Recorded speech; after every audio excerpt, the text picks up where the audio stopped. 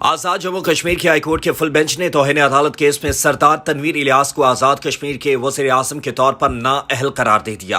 आजाद Jammu Kashmir high court के full bench ने तनवीर इलियास को जलसे में उनकी तकरीर पर लिए गए तौहीन अदालत के नोटिस में आज तलब किया था।